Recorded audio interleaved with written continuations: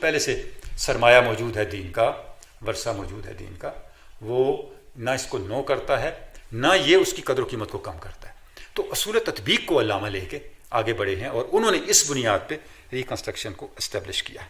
اور اسی خطبے میں بلکہ ڈاکٹر ظفر اللہ نے یہ کہا بھی کہ ہم علامہ کے شکر گزار ہیں کہ انہوں نے جدید علم الکلام کی بنیاد رکھ دی ہے۔ اب ہمارے لیے آسان ہو گیا ہے کہ ہم مستقبل میں اپنے علم الکلام کو کیسے آگے بڑھائیں گے۔ آخری بات جو بڑی اس ریکنسٹرکشن کے والے سے ہے وہ یہ ہے کہ علامہ کی شاعری اور علامہ کے خطبات یہ دونوں ایک دوسرے کو سپورٹ کرتے ہیں۔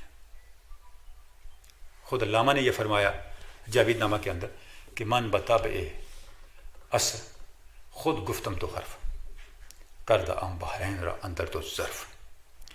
میں نے اپنے زمانے سے دو باتیں کی ہیں اور میں نے دو سمندروں کو دو برتنوں میں بند کر کے اپنے زمانے کے سامنے رکھ دیا۔ حرف پیچا پیچ وہ حرف نیش دار تا کنم عقل و دل مرداں شکار۔ ایک تو حرف پیچا پیچ ہے، پیچیدہ باتیں ہیں ریکنسٹرکشن، اور ایک حرف نیش دار ہے، مخمور کر دینے والا کلام ہے، وہ میری شاعری ہے۔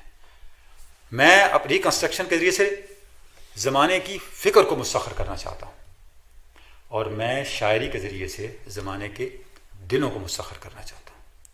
اصل این ذکر یہ اصل بات ہے، اصل این ذکر وہ اصل آز فکر ہے تو بادہ وارث این ذکر و فکر۔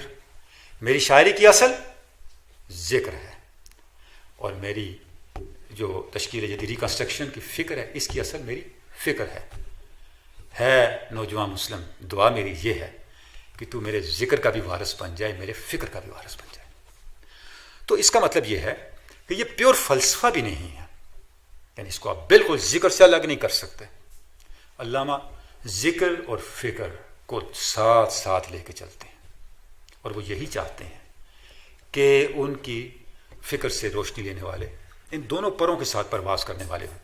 وہ ذکر کی گرمی سے شعلے کی طرح روشن، وہ فکر کی سرعت میں بجلی سے زیادہ تیز۔ تو جب تک یہ دونوں جو ہیں پر صحت مند نہیں ہوں گے اس وقت تک پھر سفر طے نہیں ہو سکتا، بات آگے نہیں بڑھ سکتی۔